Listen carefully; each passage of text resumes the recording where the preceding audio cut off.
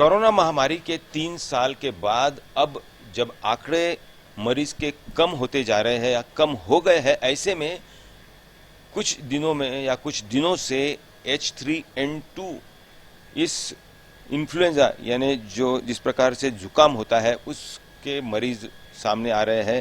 पुणे में 2 मरीजों की इलाज के दरमियान उनकी मौत हुई है। किस प्रकार से सावधानी बरतनी चाहिए, केंद्र सरकार के स्वास्थ्य विभाग ने 6 राज्यों को इस बारे में अवगत किया है।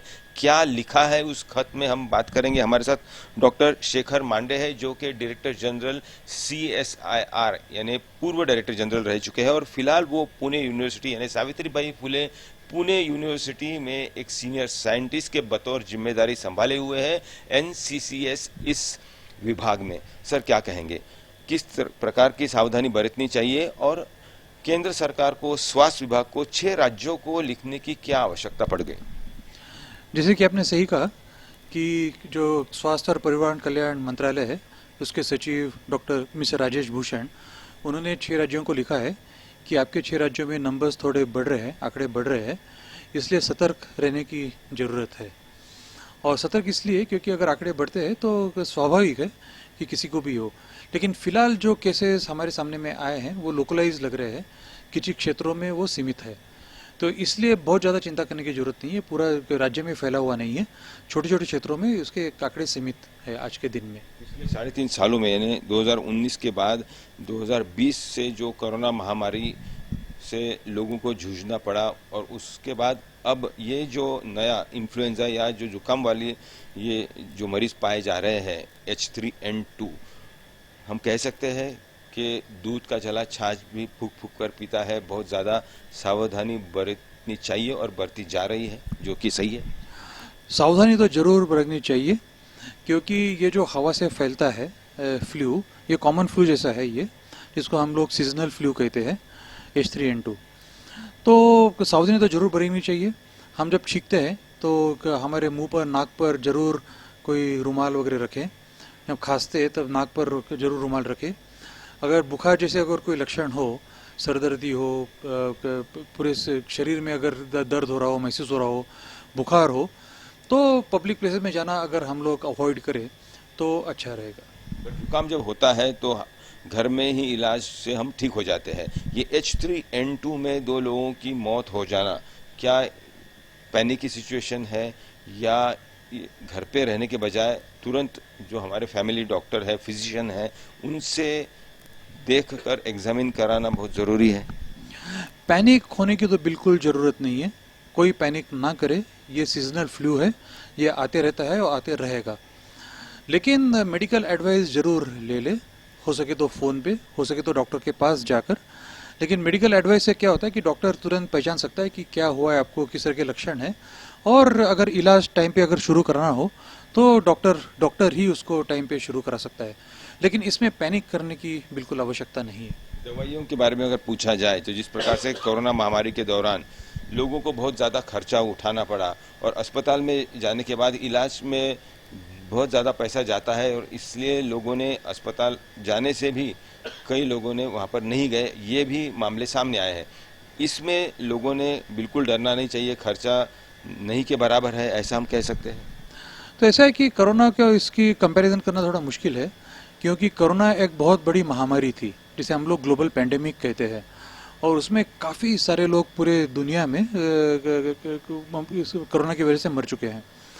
और कोरोना में क्या होता था कि कोरोना में 8वें-10वें दिन एक बॉडी में से हमारी लंग्स की, फेफड़ों की क्षमता जो है वो कम हो जाती थी। फ्लू में थोड़ा बहुत ऐसा है, लेकिन फ्लू कोई पैंडेमिक नहीं है। तो पैंडेमिक जैसे कि पूरे हमारे समाज में फैल जाए, इस प्रकार का नहीं है, थोड़ा क्षेत्रों में सीमित है, छोटे छोटे क्षेत्रों में, इसलिए डरने की और पैनिक करने की इसलिए आवश्यकता नहीं है। वायरस की अगर तुलना की जाए, ये जो H3N2 का वायरस है और जो कोरोना का वायरस है, उसके डायग्राम में किस प्रकार से डिफ्रेंशिएट करेंगे आप?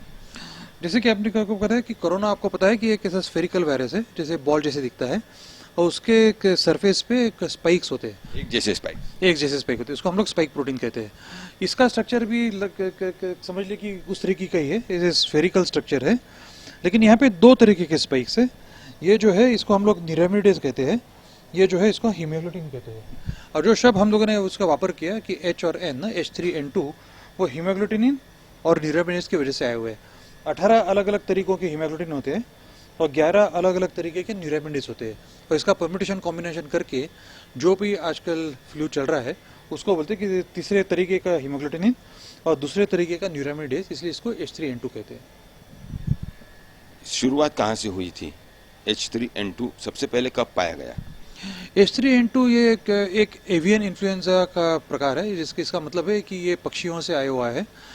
काफ़ी साल पूर्व, जैसे कि 1968-1969 में एक ग्लोबली पैंडेमिक जैसा आया था एवियन फ्लू का, उस वक्त पहली बार H3N2 पाया गया था।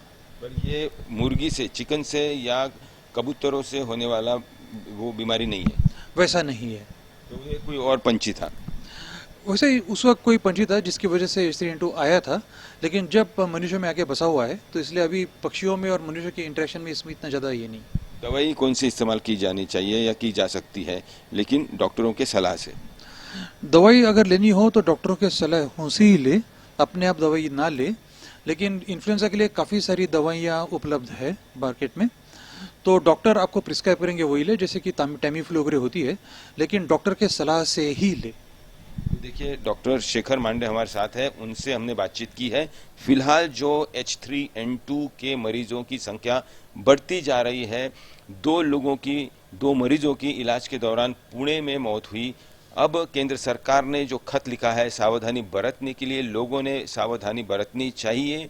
और जो कोरोना महामारी की सावधानी थी, यानी हाथ धोना लगातार, अगर आपको जुकाम है तो आपका जो मुंह और नाक को ढक के रखना, अगर आपको छींक आती है और आप बीमार भी हो, बुखार भी है, तो तुरंत अपना जो फैमिली डॉक्टर है उसको दिखाकर दवाई लेना शुरू करना चाहिए, ताकि इसका फैलाव और न बढ़े। कैमरन गोपाल हरने के साथ पंकज खिलकर, पुणे, आज तक।